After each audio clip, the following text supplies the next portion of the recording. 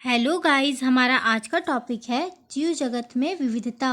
मतलब हमारे आसपास जितने भी जीव जंतु हैं उनके डिफरेंस के बारे में आज हम पढ़ेंगे। चलिए देखते हैं। हमारे सौर मंडल में पृथ्वी अत्यंत महत्वपूर्ण ग्रह है क्योंकि इस पर जीवन है, अर्थात यह जीवन का वहन करती है। हमारा सौर मंडल है, जो ब्रह्मांड है, उसमें पृथ्वी बहुत ही महत्वपूर्ण ग्रह है क्योंकि इसी में जीवन है और बाकी ग्रहों में जीवन नहीं है, अर्थात यह जीवन का वहन करती है। पृथ्वी पर उपस्थित सजीवों की उत्पत्ति का विकास का अध्ययन ही जीव विज्ञान है। पृथ्वी पर सजीवों की उत्पत्ति तथा विकास का अध्ययन ही जीव विज्ञान है, मतलब बायोलॉजी है। दूसरे शब्दों में जीव विज्ञान पृथ्वी पर जीवन की कहानी का अध्ययन है। विविधता प्रकृति का पर्याय है। यह सूक्ष्म से स्थूल तक हर लक्षणों में अपनी उपस्थिति का आभास कराती है। जीव विज्ञान सूक्ष्म जीव चाहे स्थूल जीव, जो भी जीव हैं, सब में अपने उपस्थिति का आभास कराती है।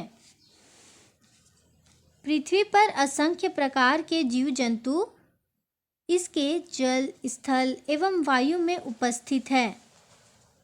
बहुत सारे असंख्य, जिसे गिना नहीं जा सकता, जीव जंतु कोई जल में है, जैसे मछली देख लो, कोई स्थल में है, जैसे हम देख लो, एवं कोई वायु में कौन रहता है, चिड़िया लोग रहते हैं ना, में उपस्थित है। सभी अलग अलग जीव अपने स्वभाव, स्वरूप, गुणों तथा अमाप आदि में भिन्नता प्रदर्शित करते हैं। सभी जीव अपने स्वभाव, सबका स्वभाव एक जैसा नहीं रहता, सबका स्वरूप एक जैसा नहीं रहता, सबके गुण एक जैसे नहीं रहते, सबका साइज, अमाप एक जैसा नहीं रहता। सब अपने में एक भिन्नता प्रदर्शित करते हैं कि हम अलग अलग हैं। प्राणियों एवं पौधों के बीच पाई जाने वाली विविधता ही पृथ्वी पर जीवन के स्थायित्व का कारण है तथा पृथ्वी अपनी नैसर्गिक अभिव्यक्ति अक्षुण्ण रखे हुए है। एक अनुमान के अनुसार 5 से 30 मिलियन जीव जंतु पृथ्वी पर उपस्थित हैं, जिसमें से 1.7 से 1.8 मिलियन जातियों के विषय में जाना जा सका है। देखो क्या कहा गया है, एक अनुमान लगाया गया है जिसमें 5 से 30 मिलियन जीव जंतु पृथ्वी पर उपस्थित हैं, जिसमें से 1.7 से 1.8 मिलियन जातियों के विषय में जाना जा सका है। इसमें से 1.2 मिलियन से अधिक प्राणियों की जातियां हैं तथा लगभग 0.5 मिलियन पौधों की जातियां हैं। पौधे, जंतु सब सजीव में आते हैं, ठीक है। तथा जो सांस लेता है, जो प्रजनन करता है, जो वृद्धि करता है, वह सजीव है।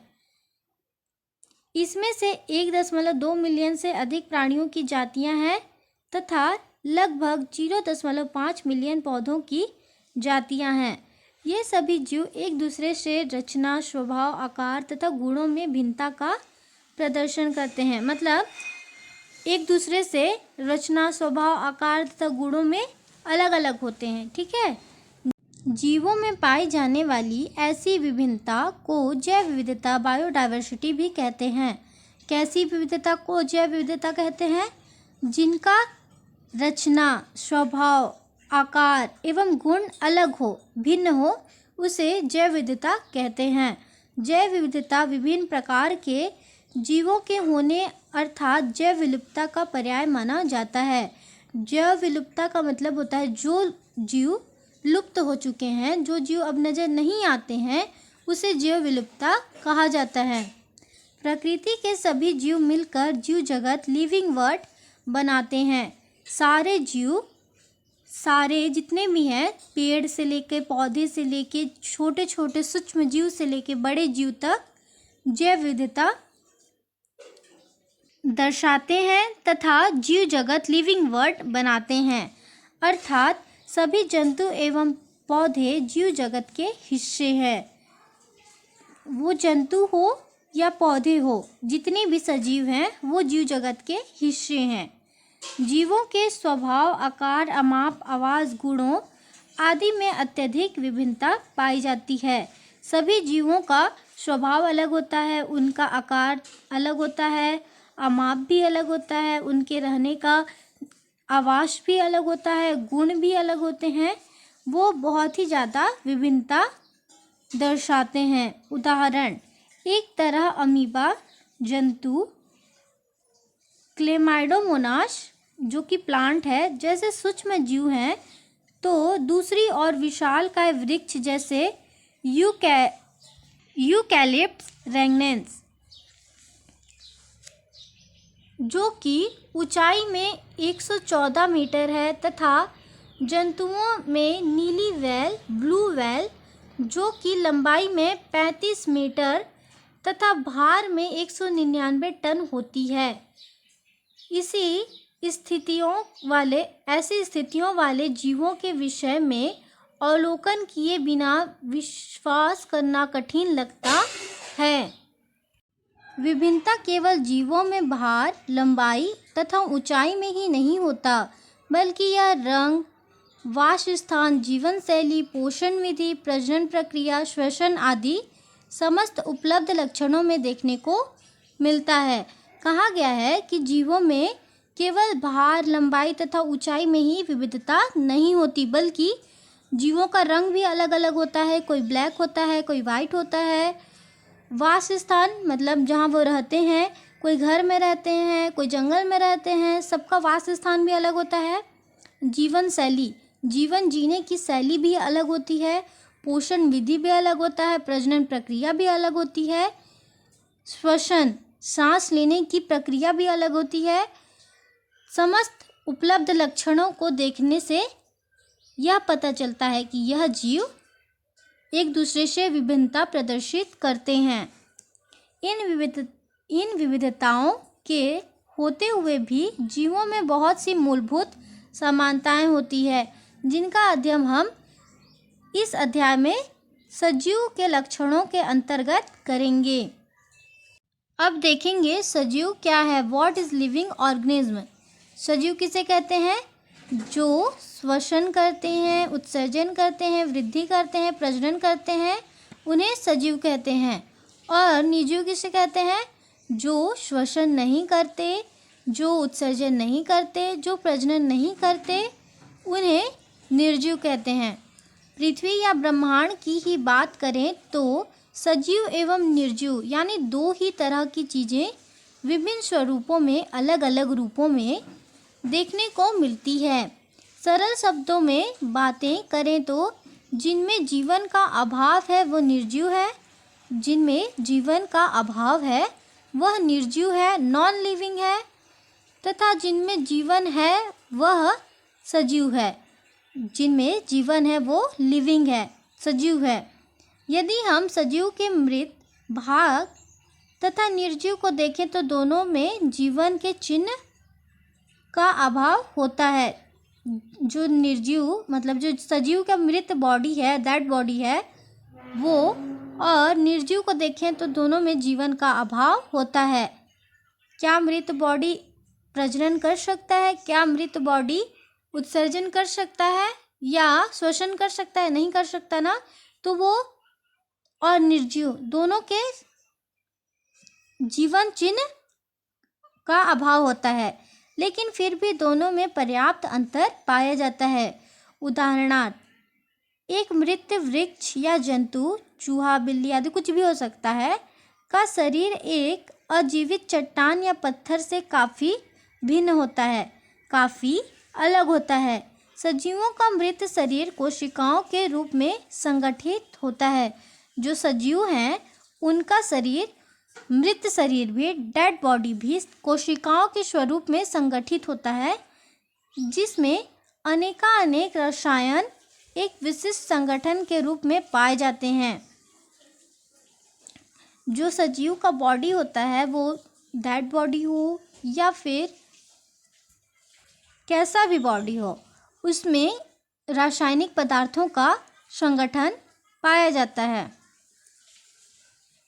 अब देखेंगे रासायनिक पदार्थों का यह विशेष सांगठनिक स्वरूप जीवों के शरीर में कुछ रासायनिक क्रियाओं का संचालन करते हैं। जीवों की कोशिकाओं में रासायनिक क्रियाओं का स्वनियंत्रित तथा स्वचालित प्रणाली के रूप में चलते रहना ही जीवित होने का सबसे महत्वपूर्ण लक्षण है। जो जीव होते हैं उनकी कोशिकाओं में रासायनिक क्रियाएं होती है, वो स्वनियंत्रित होती है या स्वचालित होती है। उसके चलते रहने की क्रिया ही जीवित होने की सबसे महत्वपूर्ण लक्षण को दर्शाती है। ये रासायनिक क्रियाएं जीवों में कुछ विशिष्ट क्रियाओं का प्रदर्शन करती है, जिसे जैविक क्रिया का नाम देते हैं। किसे जैविक क्रिया का नाम देते हैं? जो रासायनिक क्रियाएं होती है जीवों में, उसे जैविक क्रिया का नाम देते हैं तथा इनके लक्षण ही जैविक लक्षण के नाम से जाने जाते हैं। रासायनिक क्रियाओं के फलस्वरूप परिलक्षित होने वाले जैविकीय लक्षणों में श्वसन, वृद्धि, प्रजनन, उत्सर्जन, पोषण, प्रचलन, गति आदि प्रमुख है। कहा गया है जो हमारे बॉडी में रासायनिक क्रियाएं होती है वो तो इम्पोर्टेंट है ही, उसके फलस्वरूप और भी क्रियाएं होती है जैसे श्वसन, वृद्धि, प्रचलन, उत्सर्जन, पोषण, प्रचलन, गति आदि। यह भी बहुत ही ज़्यादा इम्पोर्टेंट है और यही सजीव होने का लक्षण दर्शाते हैं। उपर्युक्त विवरण से यह स्पष्ट हुआ कि जीवित वस्तुएं हमेशा एक विशिष्ट कोशिकीय ऊतकीय संगठन स्तर की अभिव्यक्ति करती है। जो जीवित वस्तुएं हैं वो हमेशा एक विशिष्ट कोशिकीय ऊतकीय संगठन का अभिव्यक्ति करता है। जीव एक कोशिकीय प्रकृति के हों या बहुकोशिकीय प्रकृति के। कहा गया है जीव एक कोशिका के बने हों या फिर बहुत सारे कोशिका के, उनका निर्माण जीवित रहित बोले तो नॉन लिविंग अर्थात निर्जीव अणुओं से मिलकर बना होता है। ये अजैविक अणु भौतिक एवं रासायनिक प्रक्रियाओं तथा नियमों से संचालित होकर जैविक क्रियाओं के घटक रूप में सम्मिलित हो जाते हैं। ये अणु जीवों के प्रोटोप्लाज्मिक अंश हो जाने की स्थिति में कुछ असाधारण अभिलक्षणों का प्रदर्शन करते हैं, जो कि उनके अजीवित स्थिति में कभी भी प्रदर्शित नहीं हो पाता है। अतः जीवों के जीव द्रव्य असाधारण अभिलक्षण ही उसे जीवनत्व प्रदान करते हैं। हमारा टॉपिक यहीं ख़त्म हुआ। अगर आपको हमारे चैनल से हेल्प मिलती हो तो हमारे चैनल को सब्सक्राइब करें, और अगर आपको इसी तरह किसी और टॉपिक पे भी जानना है तो कमेंट करके ज़रूर बताएं। मैं आपके लिए उसी टॉपिक पे वीडियो अपलोड करूँगी। Thank you.